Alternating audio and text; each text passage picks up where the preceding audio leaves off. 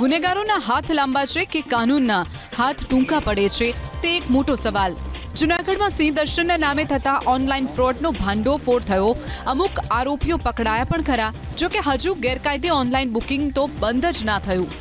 અનેક પર્યટકો હજુ પણ ઓનલાઈન બુકિંગમાં બની રહ્યા છે છેતરપિંડીનો શિકાર। હજારો રૂપિયા ઉઘરાવી ગેરકાયદે બુકિંગની અપાઈ રહી છે રિસિપ્ટ। પર્યટકોમાં પણ વન વિભાગની નિષ્ક્રિયતાને લઈને રોષ જોવા મળી રહ્યો છે। પર્યટકોના મતે વન વિભાગ આ વાતને ગંભીરતાથી નથી લઈ રહ્યું। પર્યટકોનો તો ત્યાં સુધી આરોપ છે કે આ ફ્રોડ ટોળકીમાં વન વિભાગના અધિકારીઓ પણ સામેલ છે।